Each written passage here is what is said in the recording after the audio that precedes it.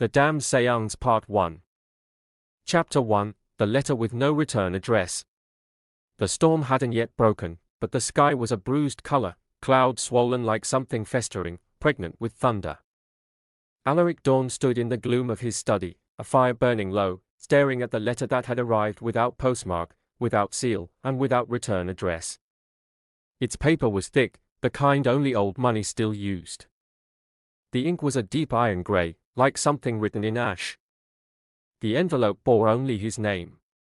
To Alaric Dawn. For matters that cannot wait until death. He had seen many things in his 37 years as a medium, letters written by dead hands, messages scratched on walls by spirits with no tongues, a mirror that once showed tomorrow instead of today. But this letter unsettled him. Not for its contents, he hadn't opened it yet. But because he'd dreamed it 2 nights ago. And in that dream, the letter had bled. Now, holding it in the flickering firelight, he slid his letter opener under the flap. A dry crackle, like parchment snapping in a tomb. The paper inside was yellowed, folded precisely, and smelled faintly of myrrh and lavender, grave flowers. He read. To Mr. Dawn. I request your presence at Blackvale Manor for a private séance concerning my late brother. The matter is both urgent and delicate. Your discretion is expected. The circle must be cast on the 31st, precisely at dusk.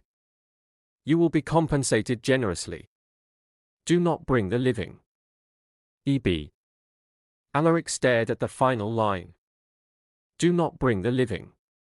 He had heard the name Blackvale only once before, whispered in a séance 10 years prior, by a child who died in a fire with no known cause, screaming the name, Evran Blackvale, as smoke turned to soot in her lungs. He folded the letter carefully and stepped to the fireplace. As he held the corner of the paper toward the flames, a single drop of red leaked from the folded crease and sizzled on the hearth. Not ink. Not water. Blood. And still, he did not burn the letter. The next morning, under a dull grey sky, Alaric packed a small bag, ritual chalk, charred ash from a prior binding, silver coins for crossing, and the last whisper of frankincense. He wore black, always. Mourning had become his uniform long before he was orphaned at 13. The carriage arrived precisely at noon. No coachman spoke. No wheels turned. And yet the door opened for him. He stepped in. The door closed. And the road to Blackvale Manor vanished behind him. Chapter 2, Blackvale Manor's Locked Drawing Room. Blackvale Manor revealed itself only when it wanted to be seen. The carriage emerged from mist so thick it swallowed trees whole, rising from a road that hadn't been paved in decades. There was no gate, no gravel path, no birdsong. Only the groan of unseen hinges and the distant corps of crows that circled like sentinels. Alaric Dawn stepped out into a hush that wasn't silence, it was watching. The manor loomed before him, for stories of blackened stone veined with ivy that looked more like veins than vines. The windows were narrow, like slits for crossbows, and the air carried the sharp scent of metal, as though the house itself was rusting from within. No one greeted him. No butler. No maid. Only the great oaken doors, already ajar, inviting him, or daring him, to enter. Inside, the manor was dim despite the chandeliers that hung like cobwebbed constellations from high ceilings. Shadows clung to the corners like mold. Dust floated lazily in the air, catching glimmers of light that seemed to come from nowhere at all. Each portrait on the wall followed Alaric's movements with their eyes, faces long dead, expressions curdled in oil and time. He passed rooms with doors slightly open, revealing glimpses of lifeless furniture, cold fireplaces, and once elegant curtains now moth-bitten and grey.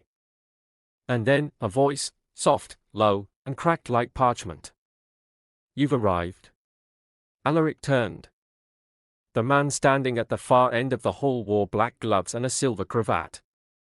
His skin was sallow, his eyes like wet stone. He did not smile, nor extend a hand. But he dipped his head with the stiffness of one who had learned manners from a book written by ghosts. I am Evran Blackvale, the man said. You may call me Duke, if you wish. I imagine you received my letter. I did, Alaric replied. And nearly bled for it. A flicker crossed the Duke's face. It might have been a smirk, or just a twitch. This house remembers blood, the Duke said, and turned sharply on his heel. Follow me.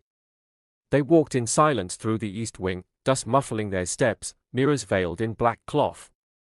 The séance, the Duke said, will be held in the east drawing room.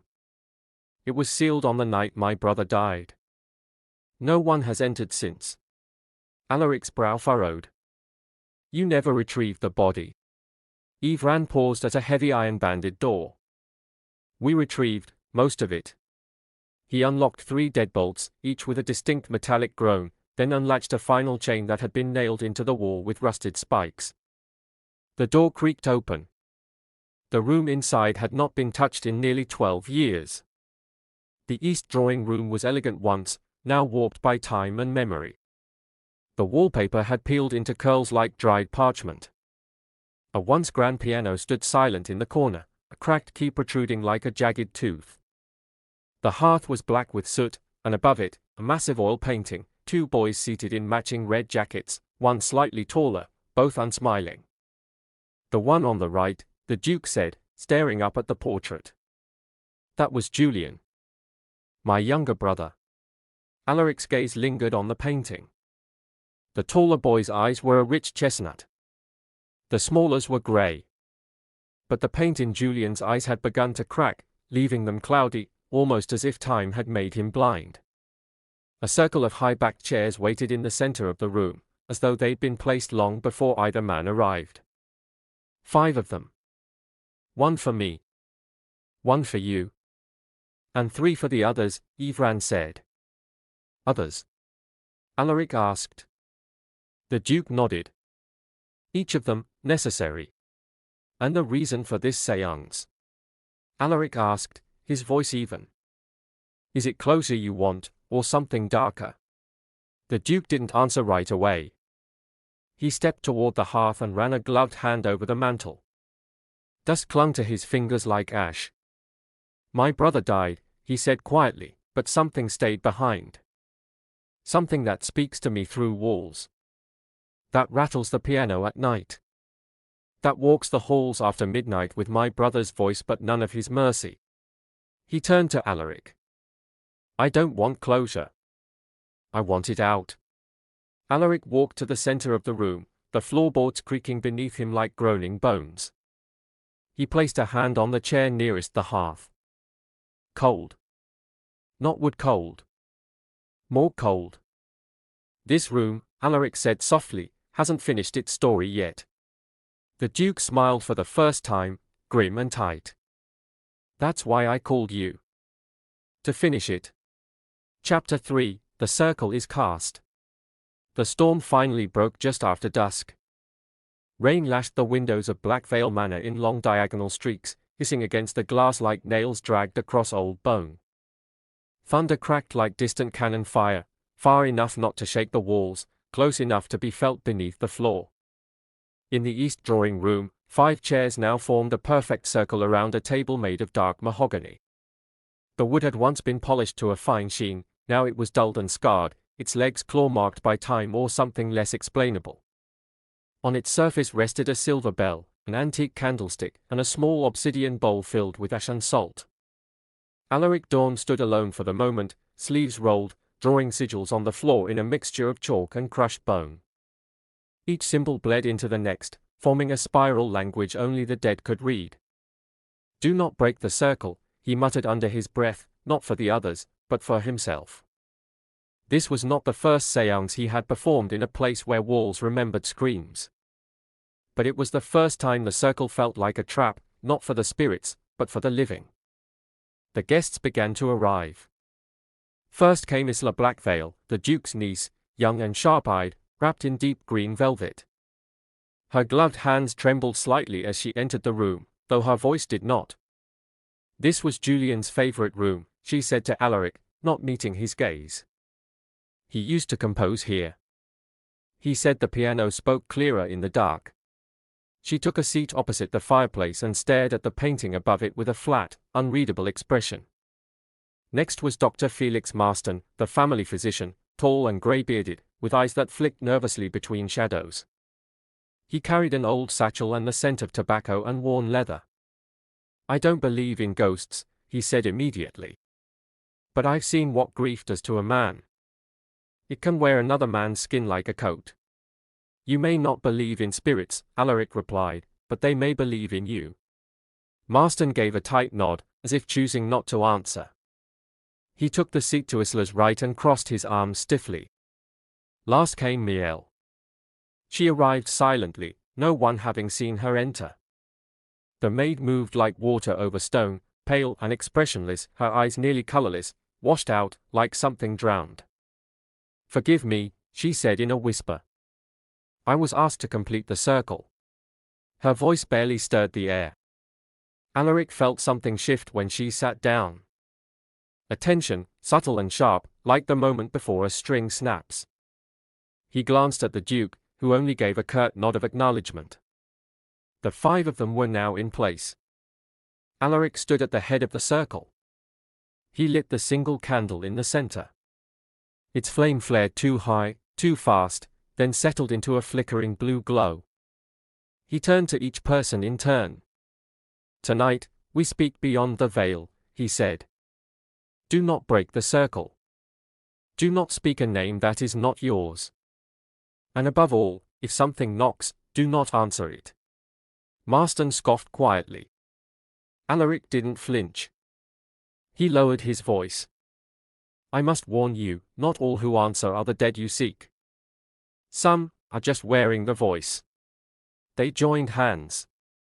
The room darkened around them, the candlelight stretching like grasping fingers across the warped wood. Wind howled through the fireplace, though no fire burned. From somewhere deep in the manor, a floorboard groaned, a sound like a body rolling over in its grave. Alaric closed his eyes and began the invocation. "Spirits beyond, bound by veil and silence. We invite you into this circle. Into truth, into memory, into reckoning. If you are lost, we offer direction. If you are angry, we offer voice. If you are false, we offer nothing." The silver bell rang on its own. Once. Twice. 3 times. Then stopped. The candle flickered and flared. A voice whispered from behind them. "You called me home." The room had no source of wind. No one had spoken. Yet Isla gasped, her lips trembling. "That was Julian," she whispered. "I know his voice." "No," Miel said softly, "it's only wearing it." The candle blew out. Darkness. Then the piano behind them let out a single, low, dissonant note. Not pressed. Struck. Like a scream muffled by strings. The temperature dropped instantly. Breath clouded. The air grew heavy. Alaric's voice cut through the dark. "State your name." Silence. Then. "I have many." "You buried one." "You whispered another." "But none of them are mine." The table creaked. The candle reignited, blue as frozen fire. Dr. Marston was bleeding from the ear.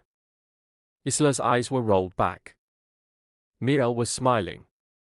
And Duke Yves? He was no longer in his chair. Chapter 4, Something Answers That Should Not Have.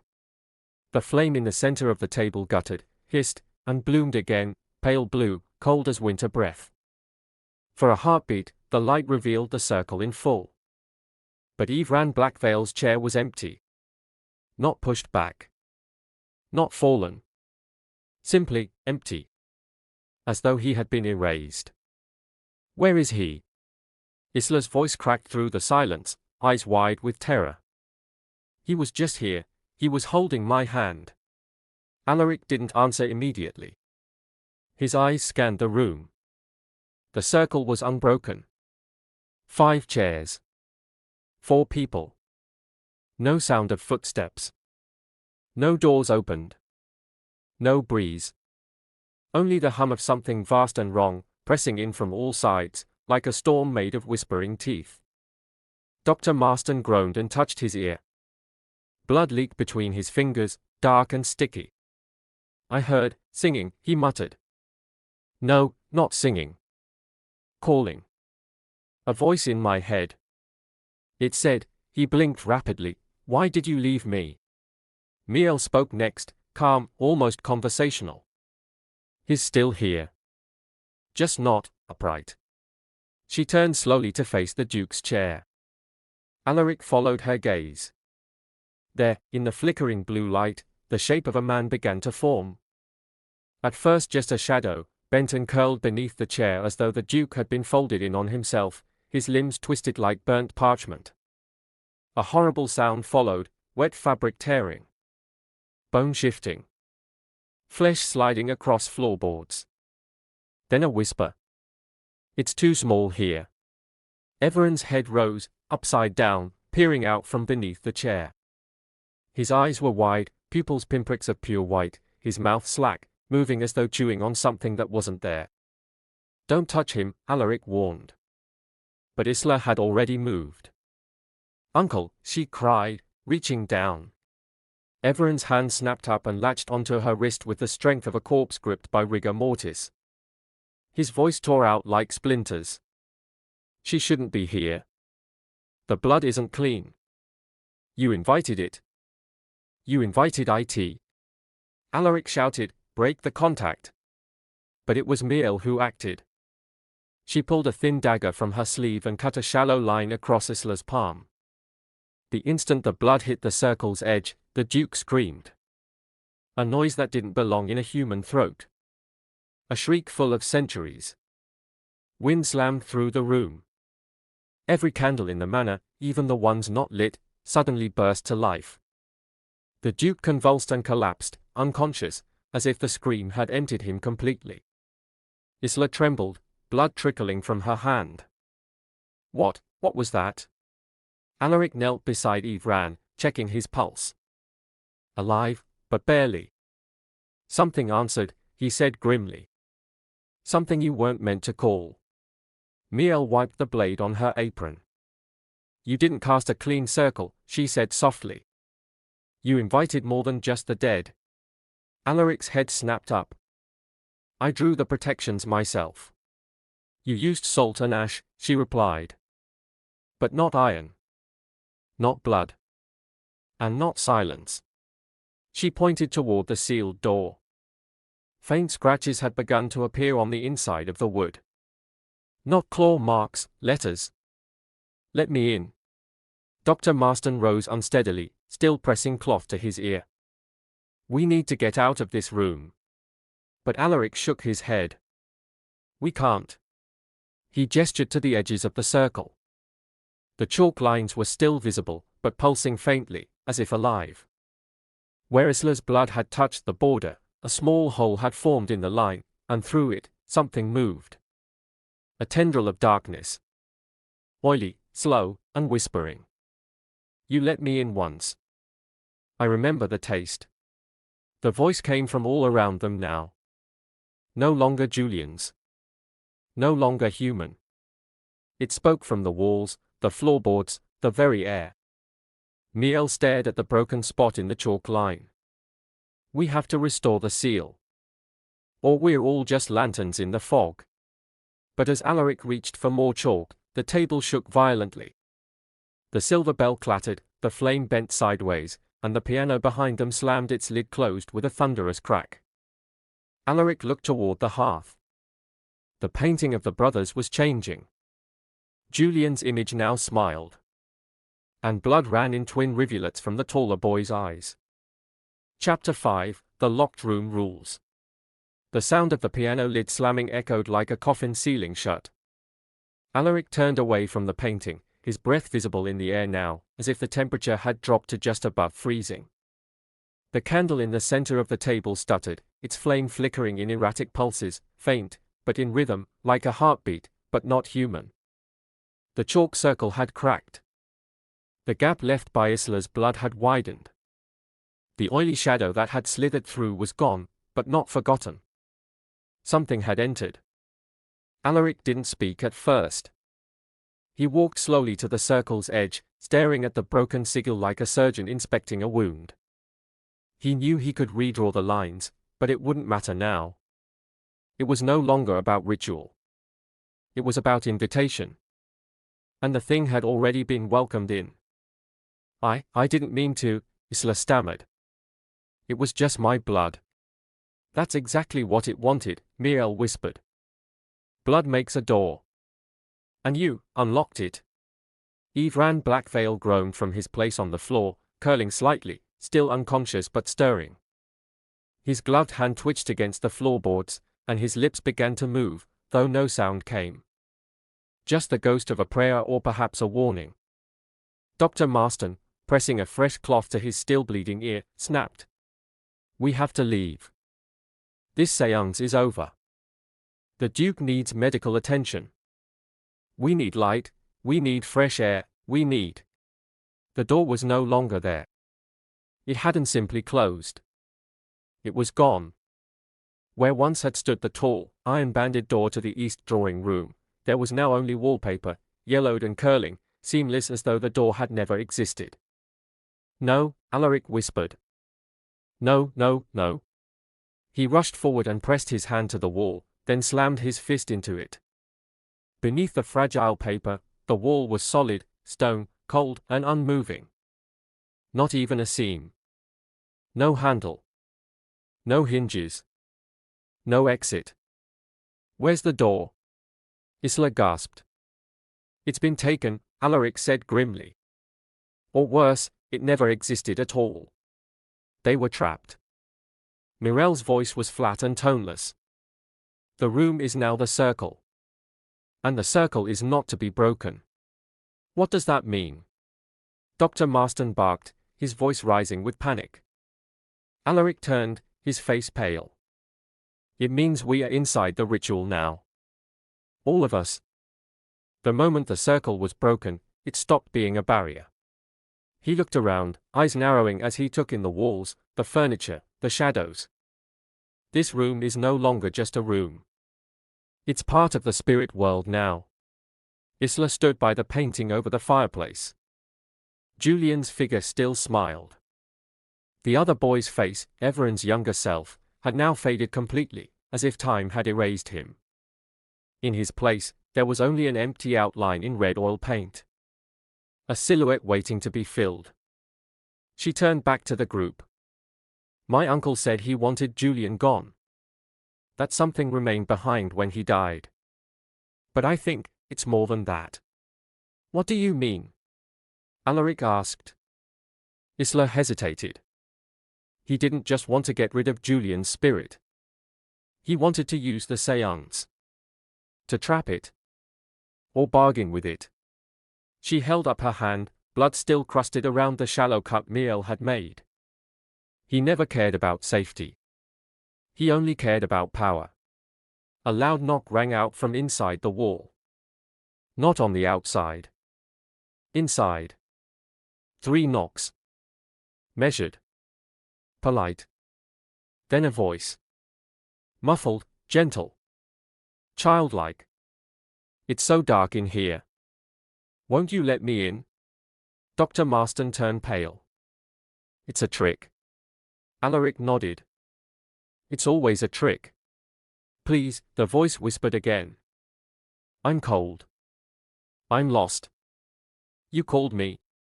The knocking came again. This time from the floor. Then the far wall. Then from inside the fireplace.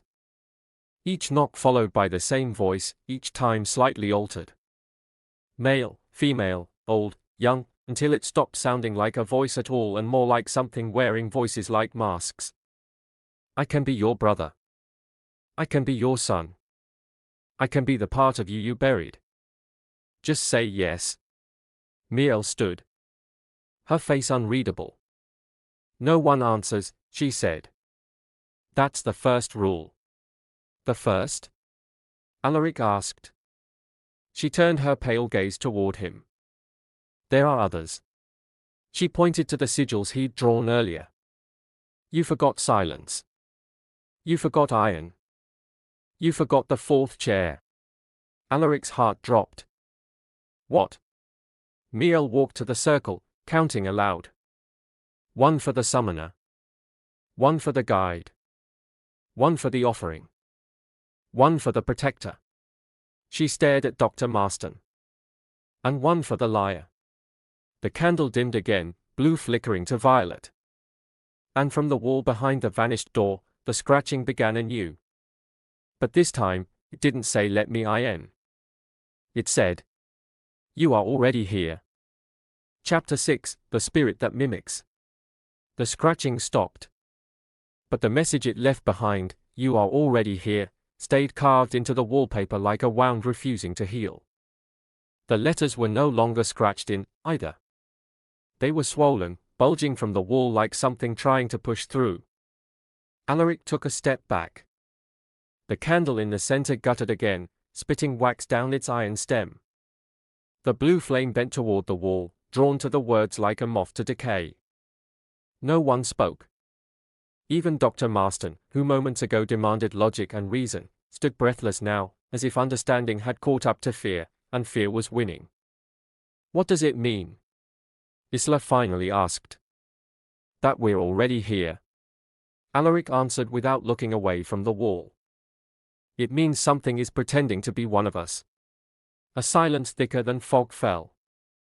Alaric turned to the group. We need to speak openly now. Nothing hidden. This entity, whatever it is, feeds on deception. That's what it mimics. It wears lies like skin. Dr. Marston scoffed, but it was thin and shaky. You think one of us is possessed? Alaric's eyes didn't blink. I think one of us might not be who they say they are at all. Miel sat calmly, folding her hands in her lap. You're late to that conclusion.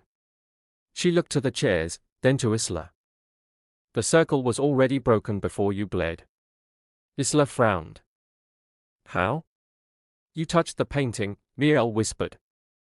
That was enough. The group turned toward the hearth. The painting of the two brothers hung above the fireplace, but it had changed again.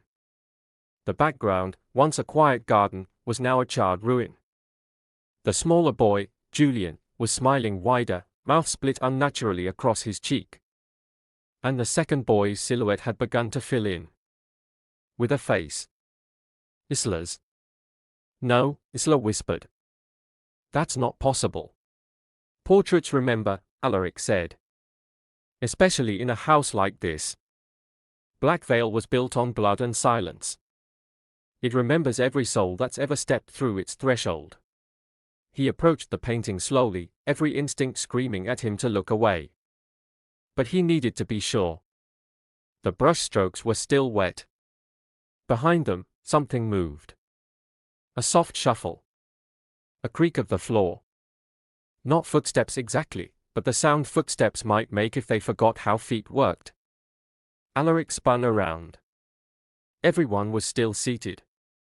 Even Ran Blackvale, now fully conscious again, was clutching the arms of his chair, face pale with terror. I heard it too, he rasped. It whispered something in my voice. What did it say? Miel asked. The Duke looked up at her, his voice barely a breath. It asked me what it was like to die. The candlelight flickered again. And then, in a sickening moment of déjà vu, it happened. The piano behind them let out a single low note. The exact same sound from the first séance. But none of them had touched it. The silence that followed was worse than any scream. And then, the room was filled with laughter. Mocking. Childlike. Echoing. The kind of laugh you hear behind you in a long hallway and know you're not alone. It came from everywhere. From the cracks in the ceiling. From inside the chairs. From the mouths of people who weren't moving their lips. Alaric's heart clenched. It wasn't just laughing, it was trying them on. Each voice. Each mannerism. Each fear. It was mimicking. Then, all at once, the candle blew out. Total darkness swallowed the room. Dr. Marston shouted something, cut off mid-word. A snap, like a neck turning too far. Isla screamed. Ivran fell to the floor again. And Alaric reached blindly for the candle. When he relit it, using the striker from his pocket, its pale blue flame burst back with a hiss. Everyone was still in their seats, breathing hard. Except Dr. Marston's eyes were now a flat, inhuman black. Not wide. Not possessed. Just wrong. He blinked slowly. And smiled. Not with his mouth. With something behind his face. "Why are you all looking at me?" he said in a soft, pleasant tone. It wasn't his voice. It was Isla's. Chapter 7, The Silent Maid Speaks. The candlelight trembled violently as if it too had seen what now sat in Dr. Marston's place. He still wore his own face. But not his voice. "Why are you all looking at me?" The words had come out in Isla's exact cadence, her breath, her fear, herself, delivered from the doctor's lips like a puppet performing a cruel parody. Isla recoiled, hand over her mouth, her chair scraping backward. "No, no, that's me. That's my voice." Dr. Marston blinked again. Slowly. His lips stretched into a smile. A little too wide.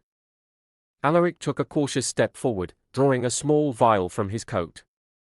A clear liquid shimmered inside, blessed oil and mirror ash. "Stay seated," Alaric commanded. "Whatever's inside you, Doctor, it's already anchored itself. Don't give it permission to speak again." But the smile only grew. And then it laughed. Isla's laugh. Then Everon's cough. Then Mirel's whisper. All pouring from the same mouth, shifting tone to tone like shuffling masks in a costume trunk. "It's easier this way," it said, now in Alaric's own voice. "So many voices in the dark. I only wear the ones you gave me." Alaric uncorked the vial and flung a droplet at the doctor's chest. The effect was immediate. The flame in the candle flared violet. Marston's body stiffened. Then his head snapped back with an inhuman crack. He began to seize violently, thrashing in his chair, foam gathering at the corners of his mouth, then smoke. Thick, black smoke. Pouring from his mouth, his nose, his ears. It hissed like wet fire and formed words as it twisted toward the ceiling. "He knows the name. He carried it across water. He buried her in the silence. He called us here." Then the smoke vanished. And Dr. Marston collapsed. Unconscious. But breathing. The room fell into stunned silence. Only the candle crackled, low and mournful. It was Isla who broke the stillness. Her voice was barely a whisper. "What was that?" Alaric's hand trembled as he recorked the vial. "Not full possession," he muttered. "It's still trying them on. It's sampling us. Looking for the right fit." Ivran struggled to sit upright again, his breath ragged. "So it's not inside him anymore." "No," Alaric said grimly. "But it's in this room. And it's watching us. Listening." Miel rose from her chair. Everyone turned. For the first time, she spoke without whispering. "Let me speak now," she said. Her voice was steady. Low. And very old. Too old for her face. Alaric narrowed his eyes. "You've done this before." Miel nodded. "Twice. Once in Alsace. Once in Leicestershire. Both times, the circle was broken. Both times, someone died." She walked to the edge of the ritual markings, running her fingers along the chalk. "These symbols, they are correct. But incomplete. Your invocation was too clean. Too polite." Alaric's voice was tight. "There are rules. I follow them. Not these ones," she said. Then, she crouched and pulled back her left sleeve, revealing a burn that spiraled from her wrist to elbow. Twisted into sigils. Carved into her flesh. I wasn't always a maid. Once, I was a vessel. Isla gasped. You were possessed? Miel met her eyes. No. I was a door. There's a difference. Alaric's throat tightened. He knew what that meant. You weren't just hosting something, he said quietly. You were a passage. Something passed through you. Miel nodded. It came to find her. A girl who spoke the name of the dead in her sleep. She sang lullabies in a tongue that didn't belong to her. The entity whispered to her through walls. And when it entered, it left me hollow. What happened to the girl? Isla asked, wide-eyed. She was me, Miel said. I didn't survive. But something did. For a long moment, no one moved. Alaric's mind raced. The possession. The mimicry. The cracks in the circle. The voices. It wasn't just haunting them. It was rehearsing them. And Miel, more than anyone, knew the performance. I think it's looking for a story to finish, she said, running her fingers along the spine of her dagger. Something was started here in this room. A ritual interrupted. A soul broken. Her eyes turned to the Duke. Tell them, Eve ran. Tell them what happened the night your brother died. The Duke's hands trembled. He looked like a man unraveling, thread by thread. I didn't mean for it to happen, he whispered. I didn't. But Julian, he was obsessed. With the veil, with speaking to Mother again. He said her voice called to him from the piano. That she never left. He stared at the silent piano in the corner. I told him to stop. But that night, I heard him playing. Not just music, names. Over and over. In languages I didn't know. The mirror cracked. The doors locked. The lights blew out. He looked down at his gloved hands. And when I pulled him away, the room was already full of something else. Alaric stepped forward. You tried to banish it. The Duke nodded. And failed. From behind them, the piano let out a single note. A high, delicate key. Not a threat. A reply. And from the fireplace, a voice whispered in Julian's soft, childlike cadence. You didn't pull me away. You pushed me in. Chapter 8, A Séance Redone. The note from the piano still lingered in the air, long after the strings should have silenced. A tender, treble key, hauntingly beautiful. Like a lullaby turned inside out. And then, that voice again. You didn't pull me away. You pushed me in. The words came not from the piano, but from inside the hearth. Not like a voice echoing through stone. But as if the bricks themselves were speaking. Eve Ran Blackvale stood frozen. His face had gone colorless, bloodless. I tried to save him, he whispered. Alaric turned sharply. Don't lie. The candle flame swayed, tall and unnatural, casting exaggerated shadows of the 5 seated figures across the walls. But the shadows didn't match. One stood taller. One had too many arms. One wore a head like a bird's beak. One was just teeth. Only Mirel's shadow was still. I think we need to do it again, Alaric said suddenly. His voice was calm, but resolute. A second séance. We need to reopen the circle, properly this time. The spirit is not just haunting us, it's stuck. And it's angry because it was torn out of a ritual before it finished what it came to do. Isla shook her head, panic fluttering behind her eyes. We just barely survived the first. You saw what it did to the doctor. Alaric held up a hand. If we don't guide it back, it'll begin pulling us in its place. Piece by piece. Voices first. Then faces. Then souls. Miel spoke quietly. He's right. It's mimicking now, but soon, it will start replacing. Dr. Marston stirred, groaning on the floor where he'd collapsed earlier. Alaric knelt to check his pulse. Still himself, for now, he murmured. He looked up at Ran. You were part of the first circle. You summoned it with Julian, didn't you? The Duke nodded reluctantly. He found an old liturgy. Something stitched together from dead languages. He believed it would let him speak to our mother again. I helped him gather what he needed. But the night it happened, something answered before he finished the invocation. Alaric's jaw tightened. And what did it want? The Duke's gaze dropped. A name. Alaric stood and moved to the center of the room, slowly sweeping away the cracked chalk of the previous circle with his coat sleeve. He began drawing new lines. This time, more angular. Tighter. The symbols were sharper, less prayer, more command.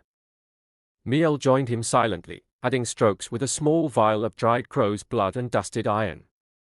She moved with precision, a quiet grace born from scars and memory.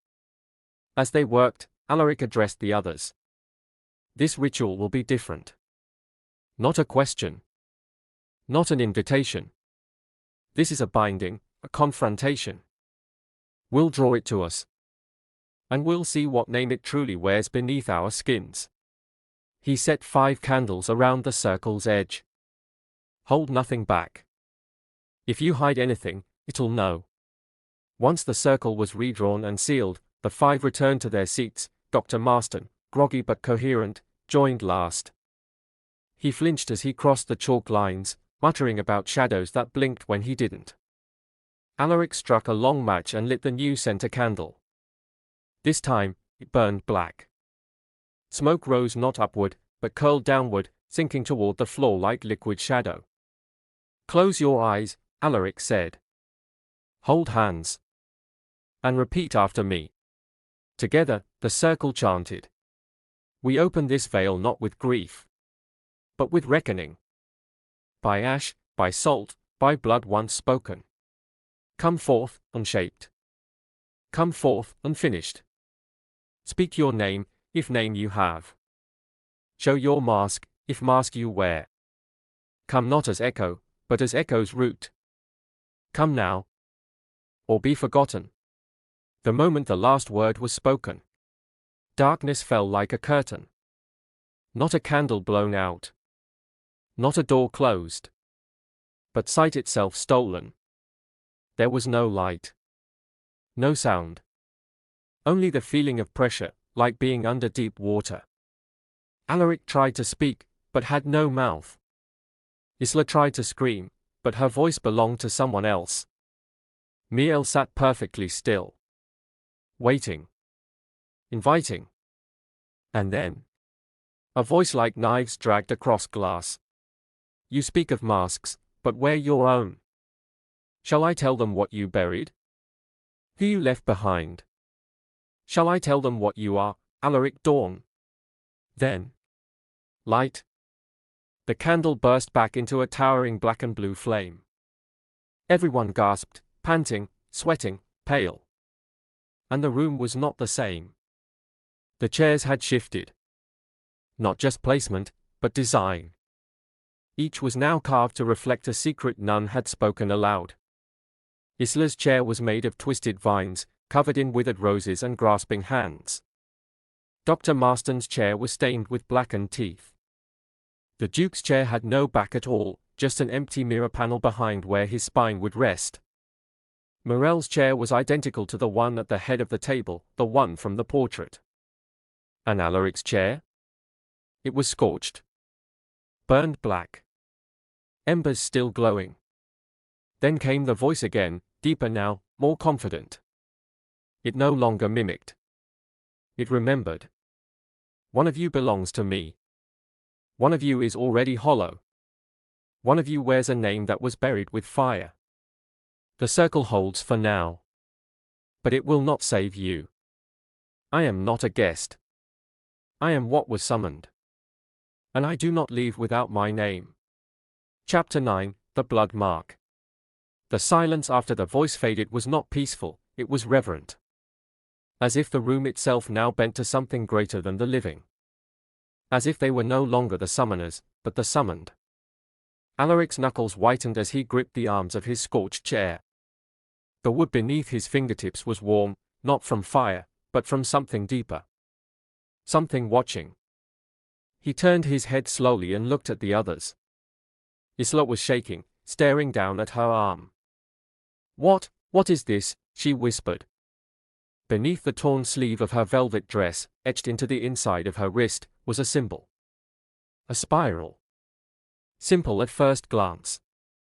But as she turned her arm, the lines shifted, too many loops, too many ends. It moved like it was still being written, though no pen touched it. A blood mark. Alaric stood, the candlelight making the spiral glisten like fresh ink. "Don't touch it," he warned. "Not even with cloth." Miel moved closer, her pale gaze narrowing. "That's not ink. That's her own blood, risen to the surface like memory." The Duke looked sick. "What does it mean?"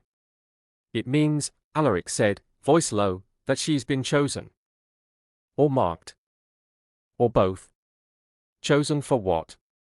No one answered. Because deep down, they already knew. The piano struck another key. This time a dissonant chord, wrong. A sound that shouldn't exist in music.